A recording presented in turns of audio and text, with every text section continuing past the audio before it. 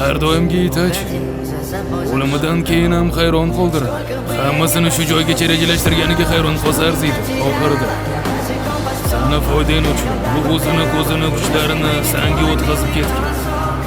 Nimalar bo'lsa, aljira bo'lsa, nimaga Itachi bunaqa ishni qilish kerak? Hali ham tushunmading.